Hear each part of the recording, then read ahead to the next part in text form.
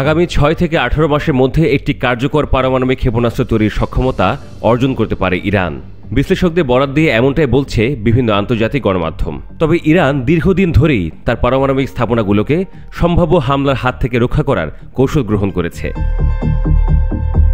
ইরানের অন্যতম প্রধান পারমাণবিক কেন্দ্র নাতানজ, যা রাজধানী তেহরান থেকে 225 কিলোমিটার দক্ষিণে অবস্থিত।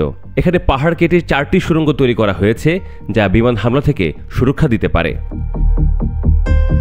আরেকটি গুরুত্বপূর্ণ পারমাণবিক স্থাপনা ফোর্ডো কোম শহরের কাছে পাহাড়ের নিচে গড়ে তোলা হয়েছে। এটি মূলত ইসলামিক রেভলিউশনারি গার্ড কর্পস IRGCর একটি সামরিক ঘাঁটি ছিল, যা হামলার হাত থেকে বাঁচার জন্য বিশেষভাবে তৈরি। তবে ইরানের অনেক পারমাণবিক স্থাপনায় ছড়িয়ে ছিটে থাকায় সেগুলো সহজেই ইসরায়েল বা মার্কিন যুক্তরাষ্ট্রের গোয়েন্দা নজরদারির আওতায় আসতে পারে। বিশেষ করে স্যাটেলাইট এবং কমিউনিকেশন ইন্টেলিজেন্স ব্যবহার করে এসব স্থান চিহ্নিত করা সম্ভব। বর্তমানে যুক্তরাষ্ট্র, ইরান, ইসরায়েল এবং ইউরোপীয় দেশগুলো, বিশেষ করে ব্রিটেন, ফ্রান্স, জার্মানি আলোচনার প্রাথমিক পর্যায়ে রয়েছে। তবে আগামী সেপ্টেম্বরের মধ্যে যদি কোনো চুক্তি না হয়, তাহলে ইউরোপীয় দেশগুলো জাতিসংঘের নিষেধাজ্ঞা পুনর্বহাল করার জন্য স্ন্যাপব্যাক মেকানিজম সক্রিয় করতে পারে। এই ইস্যুতে যুক্তরাষ্ট্রের প্রেসিডেন্ট ডোনাল্ড ট্রাম্প সম্প্রতি NBC নিউজকে একটি সাক্ষাৎকার দিয়েছেন। ওই সাক্ষাৎকার তিনি ইরানকে উদ্দেশ্য করে হুঁশিয়ারি দেন।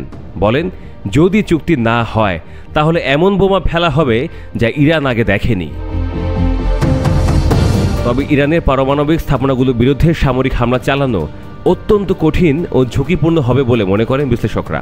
ইসরায়েল গত বছরের অক্টোবরে ইরানের আকাশ প্রতিরক্ষা ব্যবস্থার বিরুদ্ধে হামলা চালিয়ে তার নিজের সক্ষমতার প্রদর্শন করেছে। তবে পাহাড়ের নিচে থাকা সুড়ঙ্গ এবং পারমাণবিক স্থাপনাগুলো ধ্বংস করতে কার্যকর হতে পারে কেবলমাত্র মার্কিন যুক্তরাষ্ট্রের তৈরি বোমা GBU-57 ম্যাসিভ অর্ডিন্যান্স পেনিট্রেটর। প্রায় 13,000 কেজি ওজনের এই বোমা এতটাই শক্তিশালী যে এটি গভীর ভূগর্ভস্থ স্থাপনাগুলো ধ্বংস করতে পারে। এই বোমাটি বহন করতে সক্ষম একমাত্র বিমান হল মার্কিন বোমারু বিমান B-12। ইসরায়েলের কাছে বর্তমানে সবচেয়ে শক্তিশালী বোমা হল GBU-28, যা কিছু ভূগর্ভস্থ বাংকার ধ্বংস করতে পারে। তবে এটি পাহাড়ে গভীরে থাকা ইরানের পারমাণবিক স্থাপনাগুলো ধ্বংস করার জন্য যথেষ্ট নয়। ইসরায়েল যদি F-151 যুদ্ধবিমান ব্যবহার করে ইরানের স্থাপনাগুলোর উপর হামলা চালাতে চায়, তাহলে এটি অত্যন্ত জটিল হবে, কারণ ইরানে হামলার জন্য ইসরায়েলের যুদ্ধবিমানগুলোকে মাঝপথে আকাশে জ্বালানি নেওয়ার প্রয়োজন হতে পারে, যা কৌশলগতভাবে অত্যন্ত কঠিন। বিশ্লেষকরা বলছেন, শিগগিরই কূটনৈতিক সমাধানে না পৌঁছানো গেলে মধ্যপ্রাচ্যে বড় ধরনের সংঘাত অনিবার্য হয়ে উঠতে পারে।